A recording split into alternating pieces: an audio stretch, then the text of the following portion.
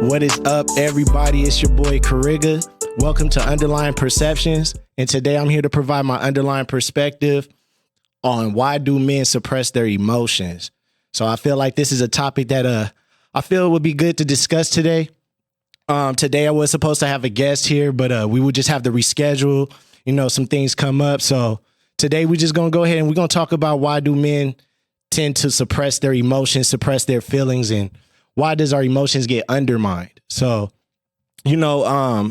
just from personal experience, I'm going to just disclose, I feel like when you get older in life and you start seeing like how society move as time flies, you start seeing how society move. You start seeing that when you express your vulnerabilities, it could be deemed as a weakness. You know what I'm saying? Like being a boy, we're more hyperactive, we're more impulsive than girls. We're very competitive, and, we have a long history of men just trying to be dominant, war, violent crimes, homicides, etc., even suicide rates.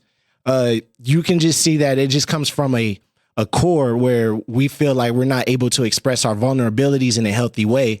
So what happens is that it bottles up and it gets the best of us. And then once it just bottles up too much, the bottle gets tight, it explodes, and then we release what we've held inside, and sometimes in the worst way, towards people we love or towards friends or towards ourselves. We start having lack of self-awareness, self-care is not taken as a priority. We start feeling hopelessness. We feel that nobody listens to us. Sometimes we'll feel that if we express to a person, they're going to expose it and make me seem weak or seem as a individual that doesn't have it together, or feeling like your mental health has to be minimized in order to be seen as a strong person.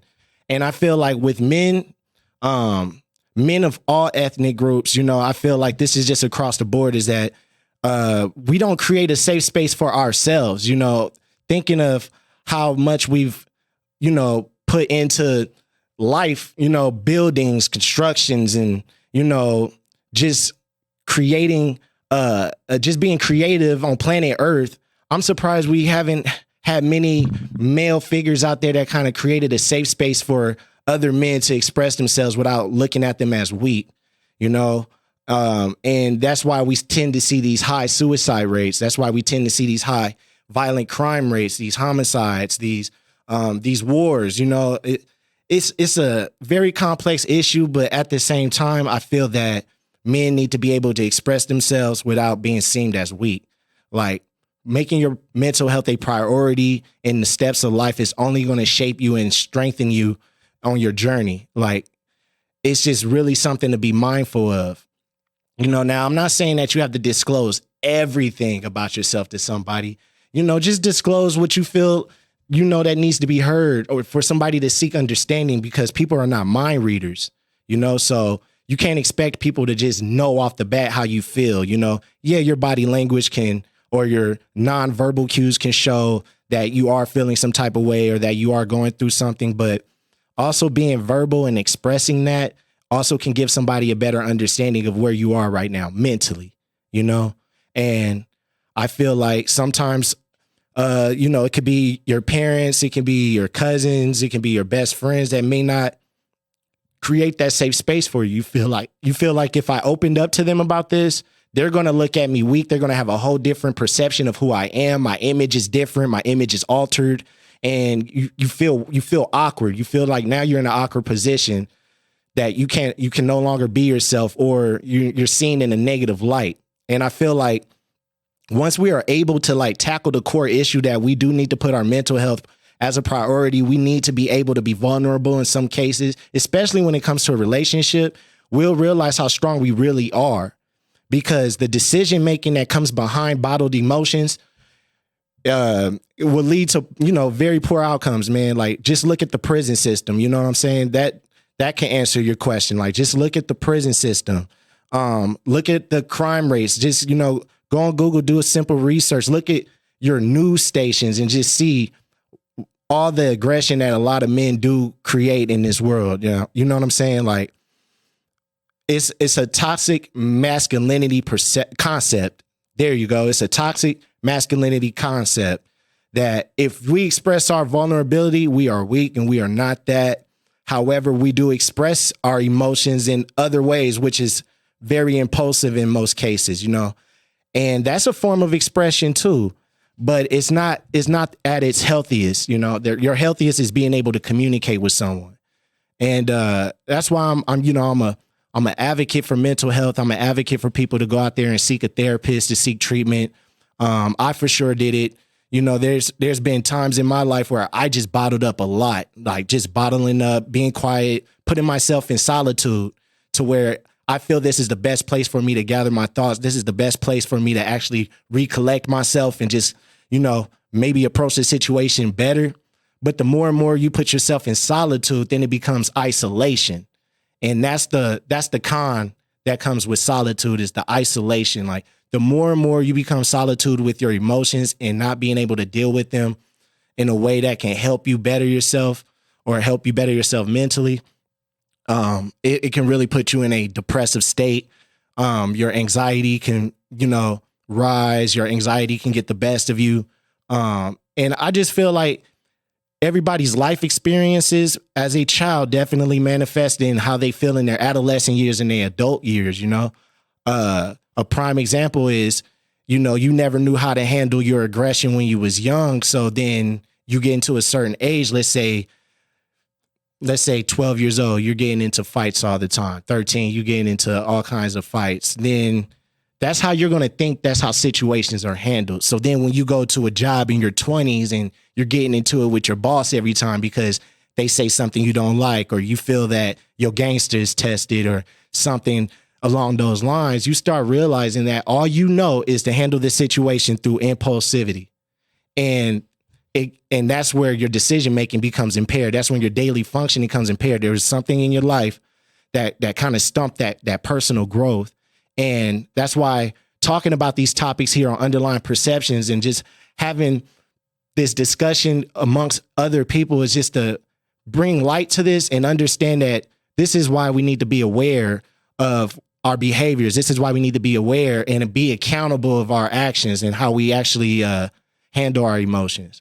So, men, I don't speak for all men, but I do speak for my brothers. I do speak for myself. I speak for the men in my family, the men in my circle, is that, our friendships, our family-ships, our relationships, it all based off of a great communication. That's why we're still close-knit. That's why we're still in solidarity with each other. It's because communication does that. And if it works with our family, it works with our friends, it works with people we meet, it works with our coworkers when we at work, it's the communication aspect. And I feel like, especially like in the inner cities, especially when it comes to like disagreements to something, I feel like if more of my brothers just communicated rather than taking it to the next step to where things got to be handled in an impulsive way. And, I can honestly say that I am guilty of this too, is thinking that things have to be handled in an impulsive way is a solution when really it didn't handle anything. It didn't conclude anything besides an ongoing issue. Rather than we can compromise, we can agree to disagree, we can communicate our differences, see eye to eye, and then from there on, address a boundary. And you will start seeing like how things can just change in your life like that. When it's the energy you give, and that'll be the energy you receive. You know what I'm saying? Is we can make a change in this world if we just show this example to our younger sons out there that when you do get upset, when you do feel mad and angry, there's a way about it. There's a way to express that, communicate, and when you communicate, people can understand why you may feel this way, because everybody is not raised the same.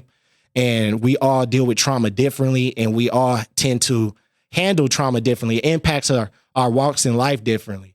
So my underlying perception is, please communicate and seek. And if you feel like you can't communicate with friends and family about certain things, you feel like it's going to be taboo if you talk about it, or you feel that you're going to be judged if you're talking about it amongst them, seek a therapist. You know what I'm saying? Find you a great therapist. Build a therapeutic alliance and discuss those core issues so you can get the answers you're looking for. because you are the author of your life. You know, a therapist isn't there to tell you your life. They're not there to tell you how you should live your life. They're just giving you the tools and the means for you to be more aware of what you already know, honestly, because it's your lifestyle. It's your life. You know, if somebody says a certain thing, you know how you're going to react to it. So you have a step to intervene to avoid resulting into a negative decision, whether that's fighting, whether that's going to kill somebody, whether that's going to harm someone or harm yourself.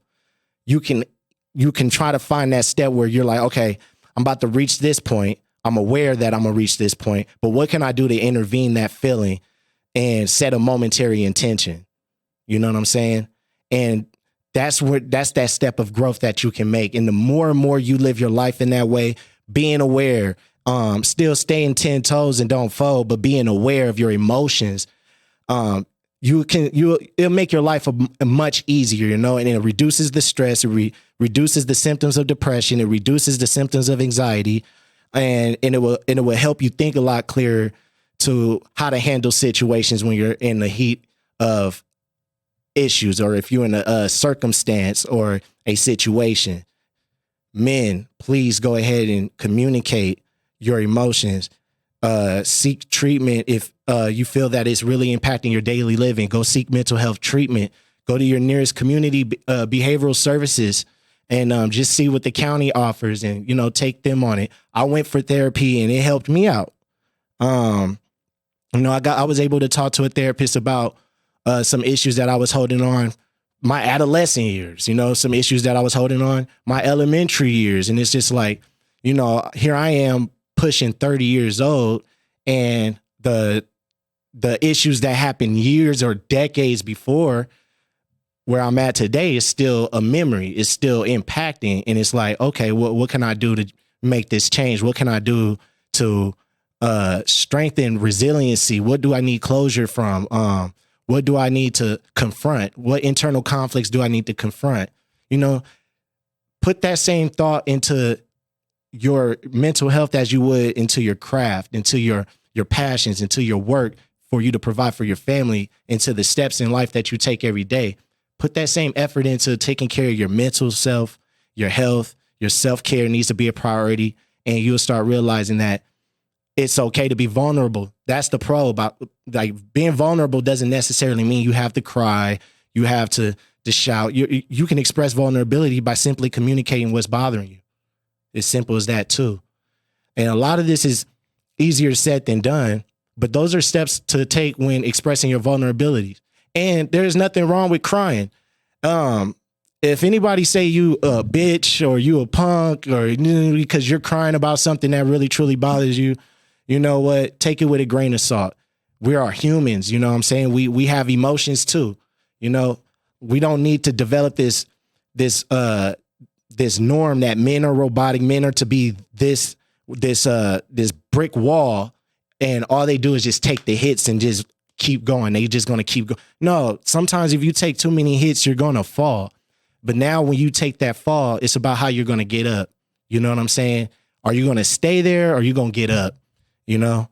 And for men to be out there to, you know, create these safe spaces for other men to express their vulnerabilities, do that. If you're in a relationship and, you know, you tend to kind of isolate yourself from a situation, or you kind of shut down, you know, kind of reflect on that in solitude, and then recollect, and then communicate that with your partner rather than leaving things unsaid. Because when you leave a lot of things unsaid and expecting people to be mind readers to how you feel, it's going to set you up for disappointment, because here you are setting an expectation that is higher than what it should be. You know, lower your expectations a little bit. Be a little aware that not everybody's going to know what you're going through. Not everybody's going to be aware of what you're really feeling inside, or what thoughts you truly have. You know, you got to be able to channel that in and express that if you want somebody to truly understand you, you know? So that's for all my men out there, man. Like, seek treatment, go see a therapist, open up, express your vulnerabilities. And, you know, sometimes, you know, it's a protective factor when we tend to hold things in, you know, and that's okay too, because it's a protective factor. Like it can help you in some cases, you know, it could benefit you in some cases. So I'm not saying it's completely wrong, but I'm saying if it gets to a point where you feel that it's really impacting your mental health, then you know that it is something that you should take the means to work on reducing those symptoms of depression, reducing those symptoms of anxiety, so you can, you know, your daily life won't be as much of a hassle to you. You won't have these feelings, these internal conflicts of saying that, yeah, man, you know, I am depressed, but I'm not going to let nobody know. I'm just going to keep moving on. I'm just going to keep working. This is just what I have to do. And it's like, that's cool. But then to a certain point, it's going to get the best of you. And that's already, you know, that's already in the statistics for the suicide rates in males. It's high. It's higher than women's rates because it's because women expresses their emotions and their vulnerabilities way more than men do, according to statistics and research. And you know, if you can just if it sounds like it's somebody you know or people that you do know, or from what you've observed, you can see that there is a pattern that a lot of men tend to not express themselves. You know, it's a pattern, it's a norm in society to where, hey, if I express myself, I'm weak, you know, and I can't show weakness in a world full of savages, you know, like I gotta have this hard front. I gotta be like this for my family. I gotta be the one to take it all in. And it's just what it is. And it's like, that's strong, but then it can really break you down. And suicide rates is usually the cause of that. Like the high suicide rates are really the cause of that. It's the fact that people think they can just handle this mental battle by themselves, when really you're going to need a support system. A support system is very important to have. So, you know, I'm going to have some people call in. I know that there are people out there that do have, you know, opinions and, you know, a testimony on why I don't express my vulnerabilities or why I tend to suppress my emotions in a world like this. So I will be getting people to come in and call in and kind of give their perception on things, because this is just one perception. You know, this is just my perception on it, my perspective. And from my personal experience, I felt like by the more that I was just bottling up my emotions, the worse it got for me, the worse it got on my mental health, the more that I started having ideations. I did have ideations of suicide, you know. I never made the attempt, but I have had ideations for sure. You know, I had sat there one time and just thought about, like, what if, you know? And the fact that I would have those ideations, it just had me kind of reflect, like, what do I need to do different? And I needed to go ahead and, you know, seek a therapist. I needed to go ahead and talk about what was really bothering me. And I was able to talk to a therapist about things that I thought would be taboo in my family, which is like, you know, depression, like being sad. Like, I don't know why I get like this when this situation happens. I don't know why I feel like this when this situation happens. So what can I do to better myself? And that's why I went into this route in school for sure. I was like, you know what, at the end of the day, if I want to better myself, I got to go ahead and reach out for those answers, because I am the author of my life, and this is my story. I'm going to continue writing until I perish. And that goes for you too. So you want to do what's good for you, but do what's good for your mental health, because your mind is everything. It's connected to your body. It's connected to the physiology. It needs to function properly for your physiology to function properly. And your physical and your mental, they go hand in hand, you know? So it's like, you got to take care of both. You know, if you let one fall to its decrepancy, then the other one is just going to end up falling short too. You know, you got to take care of both. So if you're a man of fitness and working out and you're like, I gotta work out, I gotta stay healthy, this got to be healthy too. You know what I'm saying? This got to be healthy too. So I'm going to go ahead and just get a couple people in, let people know, like, they can come and call in, because, you know, I would like to hear more perspectives on this. Like, you know, what do other men out there think about this? Like, do you suppress your emotions, and why? What's the purpose? You know, what's the gain and what's the loss that comes from suppressing your emotions? So, you know, and like I said, man, go to my website, www.xcariga.com. Go to the contact page and let me know your underlying perceptions too. You know, that's what my website is up for. You know, I want y'all to go ahead and create dialogue. I want y'all to go ahead and create discussion. You know what I'm saying? I want y'all to tap in. You know what I'm saying? Let me know what y'all think too. You know, I don't have the answers. I'm only just speaking, you know, based off of my observations, my own personal experience, you know, and just feeling that these are topics that need to be aware, you know, they need to be aware. We got a call. Oh, let's go. To accept, press 1. To send a voicemail, press 2. All right. Thank you. I appreciate you, man. If y'all want to know who I was talking to, man, I'm talking to my man, Mike. He in the back on the engineering. Shout out to Room Service Media. The team is solidified. I promise.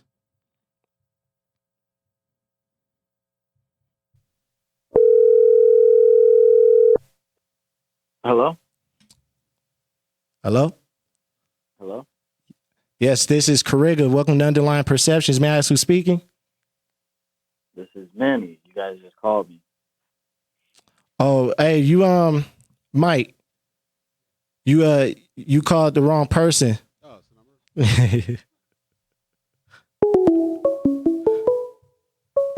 Call from. Nova Kane? To accept, press 1. Oh, yeah, here we to send go. a voicemail, press 2.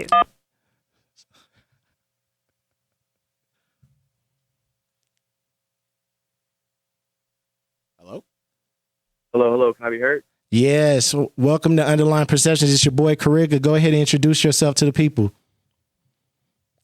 What's up, man? Nova Kane. Just calling in. Yes, sir, man. You know, welcome to Underlying Perceptions, bro. Today's topic is about why men suppress their emotions. And I'm glad that you called, and I just kind of want to go ahead and get your perspective on that. Like, why do you think men suppress their emotions? Well, first I want to say I'm just a fan of the platform you got going. I feel like this is important for the culture and just for men around, everyone, black men especially, but people in this age range. I feel like this is really perfect for this platform. But I just want to say, honestly, I agree with everything that you're saying as far as speaking to people and seeking out help to speak with people, especially professional help like that, because not to get into depth, but I had a recent situation where it kind of made me come closer to myself pretty much and to the people around me and really understand the support level that I have from family and friends, and where I may have not have felt comfortable to go speak with those same people I've been growing up with my whole life. I really realized that I can have those conversations with. And for me, that was a big step because, like you said before, you kind of hit on the head. As black men, we kind of just shy away from these kind of conversations. You know, I never seen my father cry unless it was a funeral. And even then, I don't even know if I saw the tears pass his cheek. So expressing those kind of things or those kind of insecurities for myself, it's never been a comfortable standpoint that I wanted to be in. Regardless of whoever I was talking to, it was just more of a me thing, I guess you can say. But going forward, like I said, recently I kind of had more of like a coming to myself, you know, coming to age kind of moment where I realized that as an adult and as a black man in America, you can't just harbor all these emotions and thoughts and just think that it's going to be okay and, you know, want to go lay in my bed and maybe, you know, talk to my fiance about it and think that it's going to be okay, which it is fine, but you got to express it a little more. And I got to be more open with the people who say they love me and are there for me to where I can have those conversations with them as well too. But even them, they've all expressed to me the same, that professional help may be a route to take just to get an outside perspective to kind of help me in on that. But I definitely am taking that more in consideration now, and I'm in the next steps of trying to get that going. And after hearing some of your word from today, you hit it on the head again. It reiterates, you know, that this that seeking out help it's not a hit to me, or it's not a notch under my belt labeling me weak or anything like that. It's a part of life. I mean, we're all human, we're all here, and if we're lucky, we get to spend 100 years on this earth. And if we can, we're never going to be doing that alone. So who am I to try to harbor all those emotions or feelings that even may not even be directly about me or my situation, and not express that with other people, especially with the ones who love me. So I definitely appreciate what you've been saying on the podcast. And I love what I've been hearing of your expression of that. And to hear you say that you've had those thoughts as well, I can attest to that, where I've never attempted, but I have had those thoughts, and I felt a weakness in that for thinking, why am I thinking that? But it's in a sense because those emotions have been harbored in, and they got to be expressed. And like I said, I'm seeking out those next steps to get that. But I'm appreciative of black men like yourself who are out here advocating for that and putting it out there for people to get that help that they need, and not necessarily be a bad thing. It's just, talk it out. Even if you're having a good day, talk it out. If you're having a bad day, talk it out. But I appreciate everything you're doing on here, brother. Man, hey, first and foremost, much love to you, bro. I really do appreciate that. And I'm letting you know right now what you said was very powerful, and it does go back to like when we see our fathers, who we see as our superheroes, you know what I'm saying? And exactly. Seeing them not express their vulnerabilities unless it was at a funeral, honestly. Yeah. Yeah. And when we get older, it's like, this is what is taught to us, is that we just have to hold it together, right? We just gotta keep it in, man. We can push through this fight. We could do it. And it's just only so long until you realize, like, this battle I'm in right now, it's like, it's really whooping my feet. I don't know if I'm doing this right, if I'm approaching my life right, about how I handle situations. I don't know what's going on, but you spoke a lot of truth in that, and I'm blessed to have you disclose, bruh.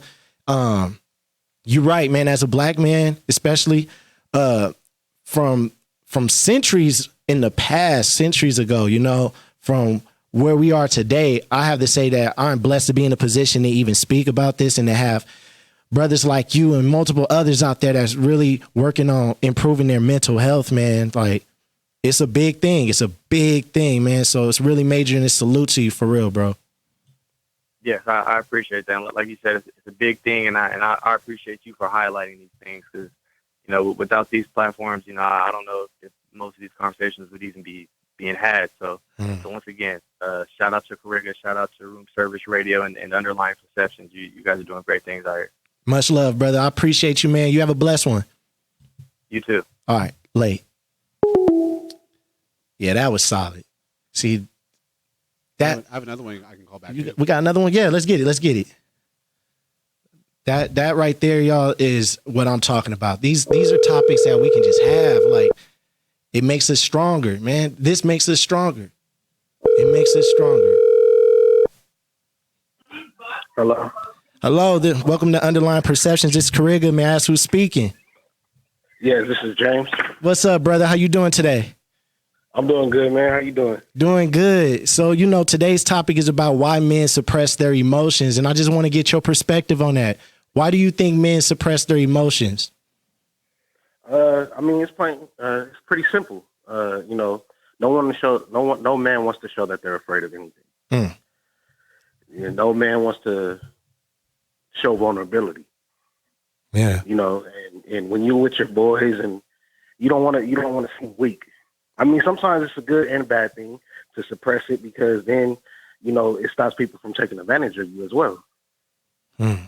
That's real. So the more you open up to people, the more that it leaves you vulnerable. Yeah. So if I keep all my emotions to myself, then other people can't take advantage of it and then use it against me. And then, like I said, no man wants to show people that I'm afraid. Hey, brother, I'm afraid of this. Right. And it fits into your mental health, because, once you're afraid of something and you tell someone, it's like, now you're vulnerable. Yeah. So I like what you're doing, man. Mental health is very important. Yes, sir. There's people out there that really wants to be there for you. So you shouldn't always suppress them. Yeah. You should open up, let them know, like, hey, I'm afraid of this. You know what I mean? Because the more that you open up, the more that, like, and not be afraid to keep everything to yourself and have it built up and bottled up. Yes. You speaking the truth. Yeah. So, mental health, it's a big subject, and the more that people talk about it, the more that we get in the forefront, then the more we can be there for other people. Yeah. You know, and what you said earlier, man, is like, you know, like you said, it's like it doesn't make you want to seem weak. And then it gets to the point where in our life, like we bottle it up so much, we end up we end up partaking in unhealthy coping. You know what I'm saying? Yes. Yes. It's powerful, man. It's powerful. And like, yeah, go ahead, speak, man. I hear you. Once you take on so much, you know, you end up making the wrong decision. Yes. You bottle it up and then you snap at someone and it might be not the day for them because they might be going through the same thing you're going through. Amen. You said, hey, brother, you know, I'm going through something right now, you know, and it ain't got to just be afraid of anything. Be, you know, I'm holding it in because I actually care about someone. And nowadays we need to start giving people their roses while they're alive. Come on. Talk that. You know, and because when they're gone, that's when we tend to bottle it up more. But if we love on people and let them know, hey, I love you, and you know, I'm afraid because we're afraid to tell people we love each other. Hey, brother, I love you. Yeah. You know what I mean? Why is and when that? they're gone, it's like, oh, if I would have told them, then you don't have nothing to feel guilty about. Yes. Guilt is a big, strong mental barrier that people need to break down too. Hey, now speak about it. So, what was you saying? Because you brought up a good topic about being afraid. And yeah, you know, you know, more so like the unhealthy coping, man. You know, like a prime example of me, like when I was in college, my undergrad. You know, that was some years right there, stress. You know, and just built up emotions, and I know got to the point where I started like, you know, I started engaging in drinking. I did engage in, you know, into like, you know, pills to kind of just, you know, hey, let me get a little high. Let me get a little fade to kind of mask the pain that I was dealing with. Let me go ahead and utilize, you know, these substances to what I feel better assist me in life when I'm going through shit. And I know that it definitely didn't help. If anything, it made things worse. It made me suppress more. Then it starts affecting the mental health and how you think of things. So I find it that, you know, if a man's, you know, he holds his emotions in too much, too longer, he will engage into like unhealthy coping. You know, it's a go-to. and that's liquor. Yep. It helps you. And honestly, what some people don't understand is that's how I used to cope. Drink a lot. And I wake up the next morning, I still got that same pain. For that moment when I'm getting drunk, think about it. Or then I think too much. Right. So, you know, and then that's just all we try to do is hide our pain instead of going to someone and say, hey, you know, find someone you trust. Yes. There's a lot of people out there that's loyal. Find someone you trust and break it down to them. This is why I'm acting this way. This is why I'm hurting. Right. You know what I mean? Because as long as you suppress it, you're going to feel alone. You're going to feel abandoned. You know what I mean? So you have to learn how to open up and be comfortable with yourself. Yeah. Be comfortable in your own skin to say, you know what? Not today. Yes. Today, and you just take it one day at a time. Always take it one day at a time and let people know how much you care for them, and don't hold it in. Yeah. Because the more you hold it in, the more that you're going to react off of something negative. And then I'm a strong believer in what you put into the world is what you get out. So if you keep the negativity on your mind all the time, you're going to bring in negativity, and it's always going to feel like, oh, I got nothing but bad luck. Yes, exactly. Start feeling like the world is crumbling on you. Yes.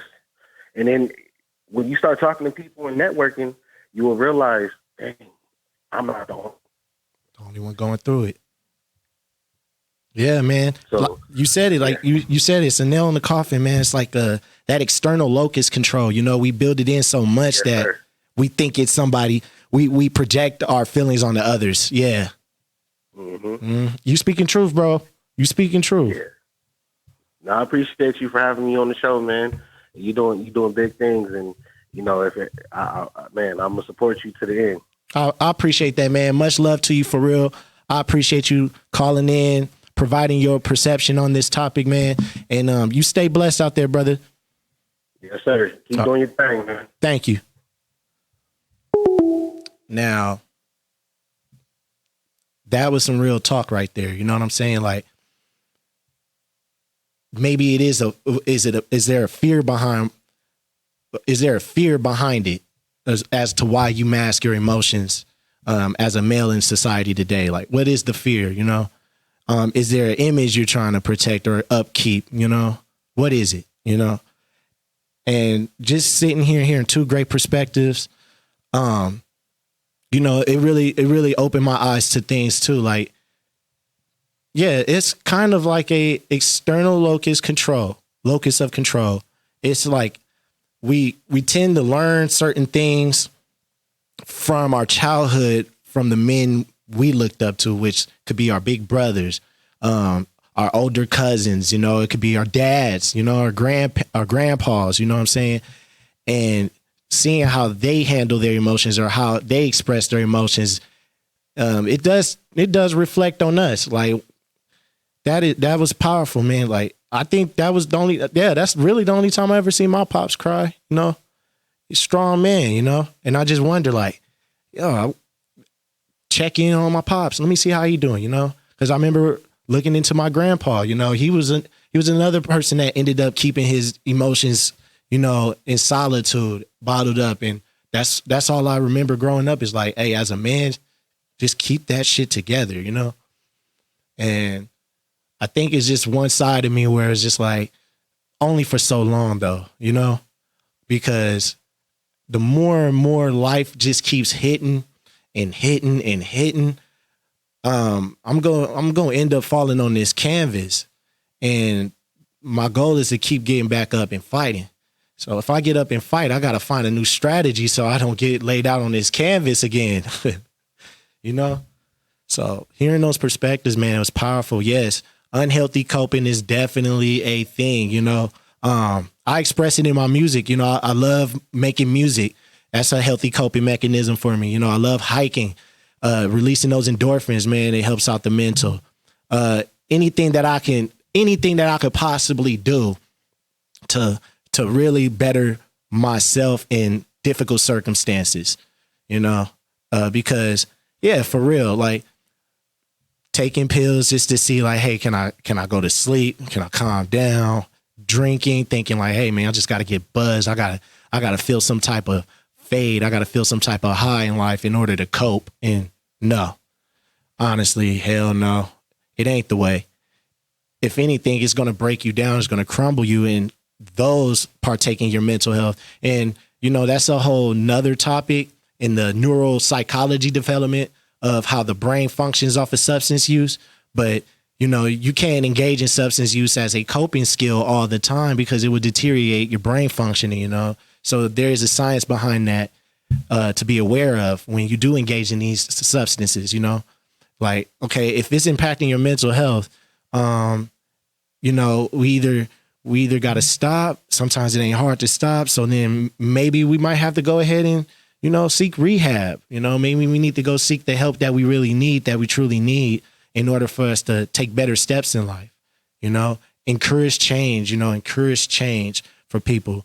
If you see any of your friends or any of your homies going through stuff, I mean, if you see cryptic messages, you know, if it's in your heart too, you know, you're not obliged to help everybody in the world, but you know, if there's somebody you do care for, somebody you do love for, you see cryptic messages on their social medias, you see their behaviors when y'all out and about, when you're having fun, and you see a different vibe, you sense a different vibe, just check in, you know, just check in with them. Just be like, hey, how you doing? Is everything good? You know, you need to talk, you know, create a safe space for your people, man, because you could be the change. You know, in order to see the change, you have to be the change.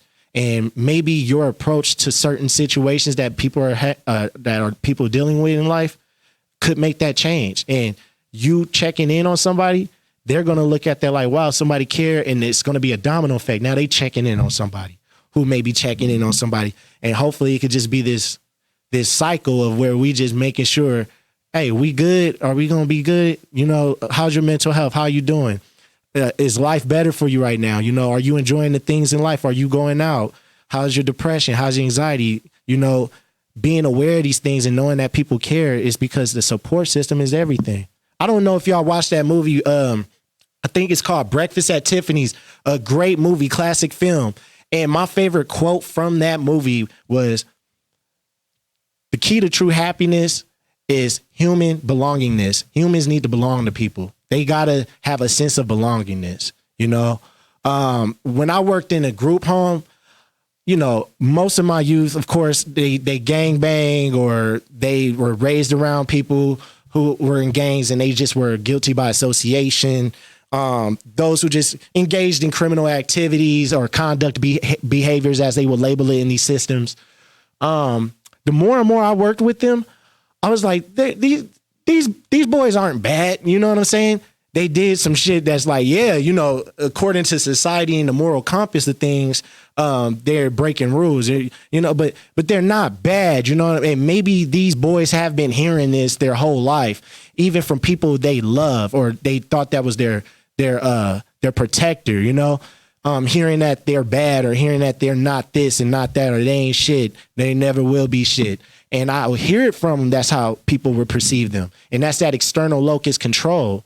So it's like they will go ahead and engage in these behaviors as a form of expression as a form of expression in the impulsivity realm. You know, it goes back to acting out of impulse, that negative decision making that comes from bottling up those emotions. That's what I'm talking about. And I see it in these group homes. And, you know, I worked with POs so I can get, you know, I provide the therapy to help the youth not have these charges follow him in his adult life, because you don't want to ruin that. You want to be able to get you a job. You want to be able to just live your life. So seek treatment. I can help you. I talk with your PO. We come to a common ground to get you free out of that system, because I don't like seeing my people in the system like that. And I don't encourage. My brother Simo stepped in the building, was good. I don't like seeing my people, you know, in a situation to where they feel like they're caged animals and they will always be looked at as such. No, hell no. I am against that 100%. I feel like they need a safe space to express themselves. And I promise you, I've provided safe spaces for some of these youth, and the outcomes that they've had, amazing. Blessed to see this from them. From what was reported in the past. Oh, you know, you used to do this, this, and this. And look at them now. Some of these kids turned out to be firefighters. You know, some of these kids turned out to work into the criminal system so they can go ahead and make a change. You know, some went to school and they said, I'll never go to college. And now they're obtaining bachelor's degrees. You know, it's because they need a sense of human belongingness. They need a support system. They need a safe space to express themselves. One thing that POs will always ask me is, hey, Chris, since you're so cool with the boys, why don't you go ahead and ask them why they gangbang and just leave? And I would literally look at this PO like, you got hired? 100. No, I'm being honest. Like, you got hired? Like, really?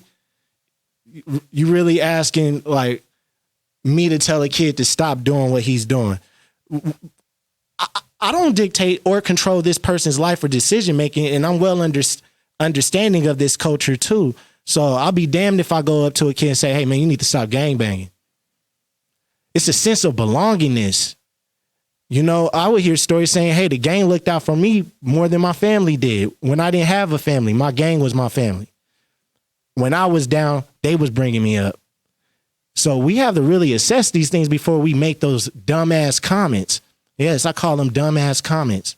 Before we make those dumbass comments, we need to really think about that.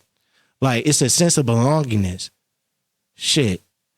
You know, I can't tell somebody to stop doing what they're doing. I just want to provide the tools to better their situation.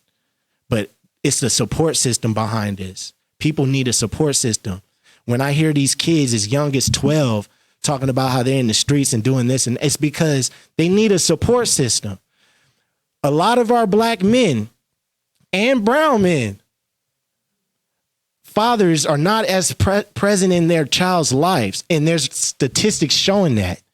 And, you know, when the father is really not present in life, there's a lot of internal conflicts that will go unresolved until they tend to seek treatment or, you know, find that closure or end up going ahead and confront those internal conflicts. You know, when having a male figure in your life for a man is very, very important.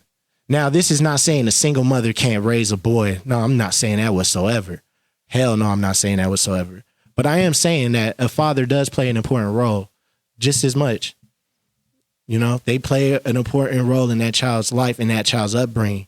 And it's how the father is towards the child that also matters too. The disciplinary style, the parental style. These are things that we also need to be mindful of too when we have our little boys. Because working in the group homes, I'm going to tell you right now, I worked in a lot of group homes in the LA and San Bernardino County in the mental health department. And one thing that I did learn is that there's not many group homes for girls. Like, I mean, there's like a few, you know what I'm saying? But when you hear group homes, it's male dominant. And it's with boys like, it's with boys as young as 11, 10 years old in these systems. Like, that's crazy. You know what I'm saying? And I was like, that alone speaks volumes. You know what I'm saying? So we gotta think about these things, man. Let's create a safe space for our young men out there, so we can raise better young men, and raise young men to learn how to respect women, learn how to respect their mental health, respect themselves, respect their children, respect, you know, to create safe spaces to better communicate. You know, these are things that matter. So remind you got a young boy out there, you got you a son, you know, be the best you can for him, because that cognition is going to develop, and it takes memory, and it holds a lot. They absorb things. Children absorb everything. So these are things to be mindful of. And them group homes is a prime example, man. Them group homes are a prime example that these kids absorb their environment. Hello? Hello? Hello? Hello? Hey, what's good, brother? Welcome to Underlying Perceptions. It's Xcariga, man. Introduce yourself. My name is Malik. How you doing, bro? Oh, what's good, brother? How you doing? Doing good. Yeah, man. So, you know, today's topic is about why do men suppress their emotions? And for you to call in, man, I do appreciate it. I would like to hear your perception on why you think men suppress their emotions, bro. I'm at work right now, so I'm going to say a few words. Oh, yeah, get it. Say, because they think people don't care, you know. So why express yourself if you think nobody cares about it? Yeah. That's how I used to be, so that's where I'm coming from with it. But I'm about to go back to work, though, bro. Hey, man, I appreciate you tuning in, man. Yeah. Stay blessed, brother. You as well. Thank you. Appreciate you. Appreciate you. Now, hey, that was short and concise, and it speaks volumes, man. We just don't want to seem weak. That's really what it comes down to. It's a trust thing, you know. It's an issue with that too, you know. So, hey, for everybody out there that just tuned in, for everybody that called, I just want to say much love. I do appreciate y'all really tuning in. I hope that, you know, y'all was able to get something from this discussion, from this perception, you know. As you can see, underlying perceptions, there's an S at the end of the perceptions for a reason. You know, it's not just mine, it's everybody's perceptions. Like, I just want to hear everybody's perceptions if I can, you know, as to why, you know, mental health gets minimized. What are these misconceptions, these disparities that we encounter with when it comes to mental health? And this topic today, man, I hope it resonate with people. These phone calls, man, they resonated with me, and they have me reflecting. Like, these are things to take in consideration as to why men always suppress their emotions, you know? So thank you guys for tuning in to Underlying Perceptions with Xcariga. Once again, you can go to my website, www.xcariga.com, and you will find everything you need to find about me on that website. Go to the contact page, hit me up via email. If you have an underlying perception, a topic that you would like to discuss or want me to discuss, I'm here. I'm open ears. And may y'all stay blessed. And remember, be real. You don't have to be perfect. Peace.